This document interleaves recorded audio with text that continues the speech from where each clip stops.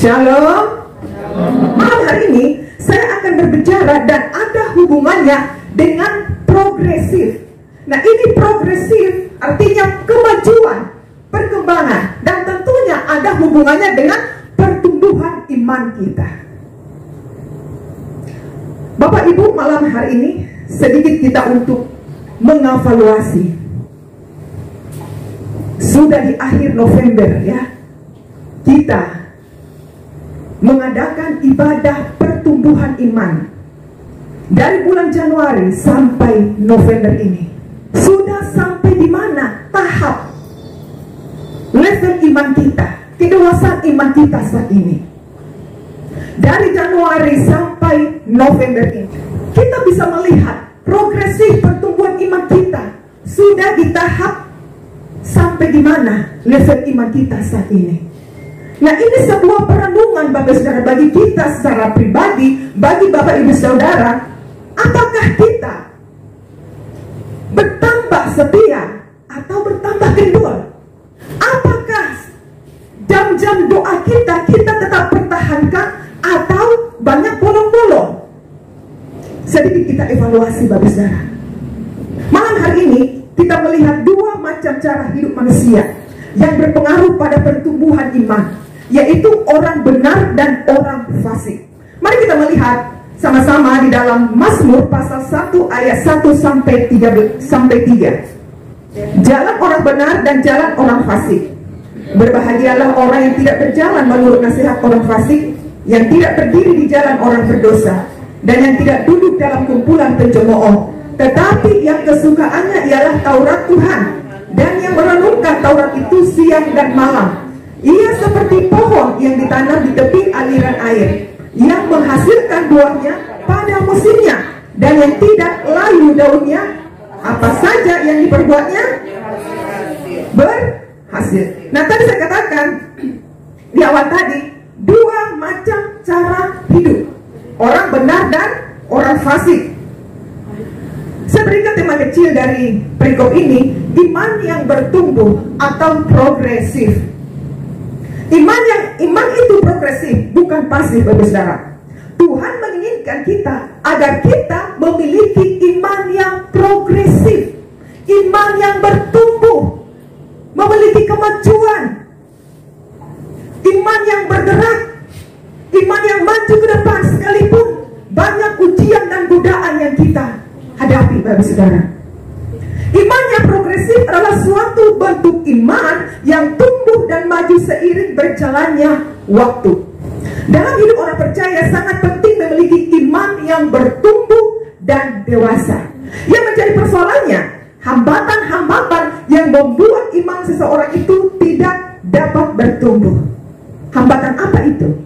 Jelas di sana dikatakan tadi, cara hidup kita sangat menentukan.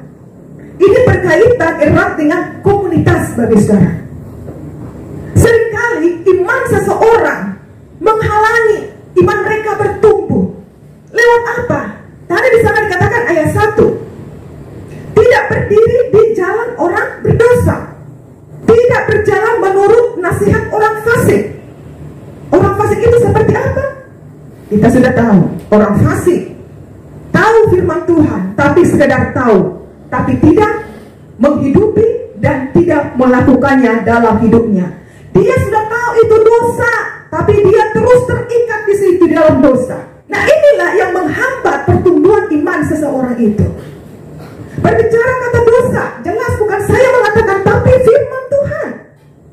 Orang berdosa, seperti apa orang berdosa?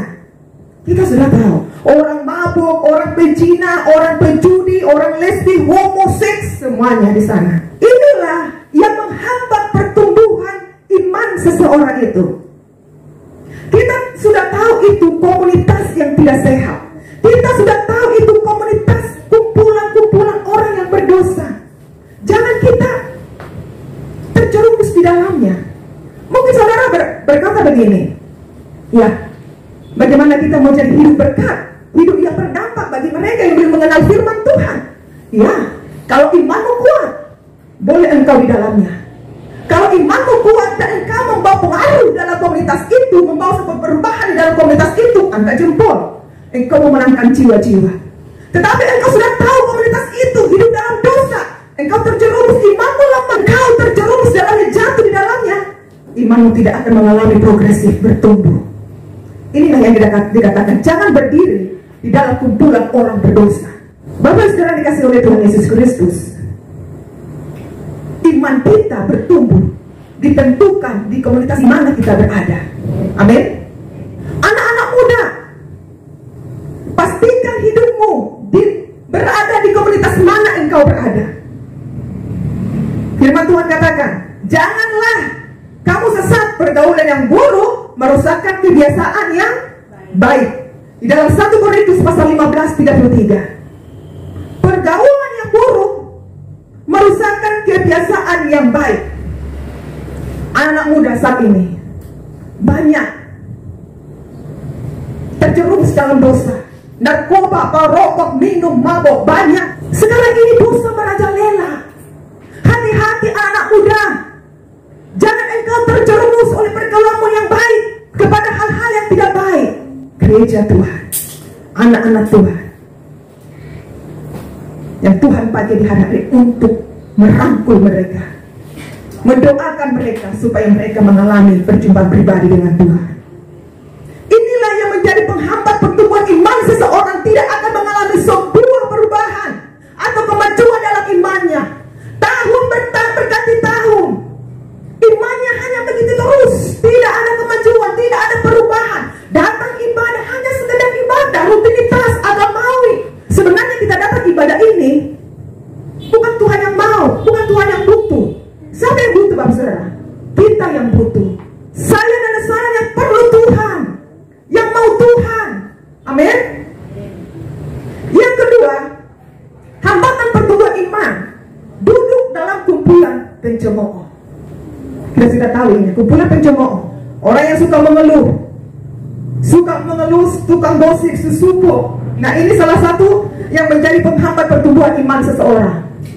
Ya, jangan mudah engkau terpengaruh kepada hal-hal yang membuat imanmu tidak menjadi bertumbuh, tidak memiliki kemajuan progresif dalam hidupmu. Tindakan-tindakan apa yang harus kita lakukan untuk mengalami pertumbuhan iman? Ayat yang kedua, kesukaannya ialah Taurat Tuhan dan merenungkan siang dan malam. Ini berbicara keintiman kita dengan Tuhan. Amin. Orang yang suka duduk di kaki Tuhan, orang yang suka membaca firman Tuhan, orang yang suka beribadah kepada Tuhan, merenungkan firman Tuhan, hidupnya intim dengan Tuhan. Ini berbicara hubungan yang intim dengan Tuhan. Roma pasal 10 ayat 17 di sana dikatakan, jadi iman timbul dari pendengaran, dan pendengaran oleh firman Kristus. Ketika kita merenungkan dan memperkatakan firman Tuhan, itu akan mempengaruhi iman kita. Iman kita kuat. Ketika Bapak Saudara lemah, sakit, tapi ketika saudara memperkatakan firman itu yang akan nyata dan hidup dalam hidupmu. Itu yang akan membangkitkan imanmu. Iman timbul dari pendengaran. Iman itu timbul dari mana? Ketika saudara mendengar firman Tuhan pada malam hari ini. Orang yang suka duduk di kaki Tuhan dan suka berdoa pasti mengalami kemajuan iman. Kenapa, Bapak Saudara? Karena dia melekat kepada pokok anggur. Siapa itu pokok anggur? Yesus Kristus. Yohanes pasal 15 ayat 1-8 di sana dikatakan, Yesuslah pokok anggur. Kitalah apa? Ranting-rantingnya. Nah, kalau kita melekat kepada pokok anggur, ranting-ranting kita, ya. Nah, ranting-ranting apa yang dihasilkan, Bapak Saudara? Dari ranting itu apa yang dihasilkan? Buah. Ketika kita melekat kepada pokok anggur, ranting ini yang akan meresap semua nutrisi vitamin dari akar sampai ke batang. Lalu dia meresap sampai ke daun-daun dan menghasilkan bunga dan menghasilkan buah. Untuk mengalami pertumbuhan kemajuan dalam iman harus tertanam dulu. Tertanam di komunitas yang sehat, tertanam di gereja lokal. Ketika tertanam, berakar, bertumbuh, kemudian menghasilkan buah. Galatia pasal 5. Buah roh semua ada di sana. Nah, kita perhatikan di dalam Amsal pasal 12 ayat 3 bagian B, di sana dikatakan, akar orang benar tidak akan goncang. Akar orang benar selalu ada di tanah yang benar, berakar kuat ke dalam, bahkan sampai ke batang air, aliran air di dalam tanah. Yesus memberikan sebuah perumpamaan. Dia pokok anggur supaya apa? Supaya kita mudah memahami, Bapak Saudara. Ranting melekat kepada pokok, supaya kita mudah mengerti. Nah, jika tidak berakar dalam, maka saudara akan menjadi orang Kristen yang mudah goyah dan roboh. Jadi kalau ditiup-tiup rupa-rupa pengajaran, mungkin iman kita akan goyah, bingung. Yang mana ini? Tapi ketika kita bertanam di salah satu komunitas atau gereja lokal, di situ iman kita akan bertumbuh dan menghasilkan buah. Jadi di sana menghasilkan buah ditentukan dari akarnya. Angin badai seringkali menguji setiap orang percaya, apakah akar pohon itu tetap kuat atau malah mudah tumbang. Kita sebagai orang percaya, saudara dan saya, tertanam berakar di dalam Kristus, pasti kuat menghadapi yang namanya badai kehidupan. Ketika kita memiliki iman yang kuat, apapun tantangan, masalahmu yang kau hadapi, iman kita pasti kuat. Hati kita pasti percaya kepada Tuhan. Inilah sebagai hasilnya, Bapak Saudara. Ayat ketiga, ini sebagai hasilnya orang yang tertanam, berakar, bertumbuh dan berbuah. Kita baca bersama-sama. Ia seperti pohon yang ditanam di tepi aliran air, yang menghasilkan buahnya pada musimnya dan tidak layu daunnya. Apa saja yang diperbuatnya berhasil. Ini sebagai hasil tadi. Orang yang tidak hidup berdiri di dalam kumpulan orang pencemooh, orang yang berdosa, yang tidak mendengarkan nasihat orang fasik. Inilah sebagai hasil orang yang tertanam di bait Allah. Inilah sebagai hasil orang yang memiliki hubungan yang intim dengan Tuhan. Dia akan kuat, memiliki akar yang kokoh ke dalam. Karena apa? Karena hubungannya dengan Tuhan, keintimannya dengan Tuhan. Itu yang membuat dia kuat. Sehingga apapun yang diperbuat, apapun yang dikerjakan, apapun yang kita usahakan, pasti Tuhan buat berhasil. Berhasil bukan ukuran seperti berkat yang spektakuler, tapi kita berhasil untuk mengalahkan kedagingan kita juga. Berhasil untuk menaklukkan pikiran kita. Kita berhasil kuat yang tidak mau terjerumus ke dalam dosa. Inilah sebagai hasilnya, Bapak Saudara.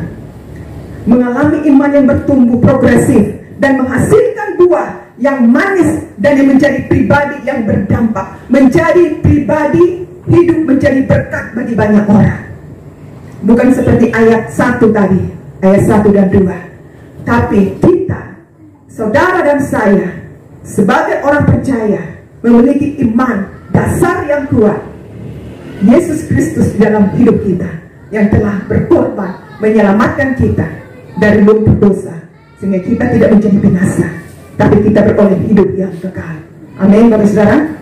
Mari di hari-hari ini ibadah pertemuan terakhir di akhir November ini, yang biasa kita melakukan di tengah minggu. Mari kita sedikit waktu mengevaluasi sampai di mana tahap kedewasaan iman kita saat ini. Di hari-hari ini saya mau sampaikan, jangan padamkan rohmu. Tetap melekat kepada pokok anggur. Saya mau katakan ini. Tetap melekat kepada pokok anggur. Apapun situasi, kondisi sekeliling kita, jangan mempengaruhi pertumbuhan iman kita. Jangan membuat kita menjadi jauh dari Tuhan. Jangan membuat kita menjadi malas bersekutu dengan Tuhan. Jangan membuat kita menjadi malas untuk berdoa kepada Tuhan. Jadilah pribadi-pribadi yang dewasa dalam iman.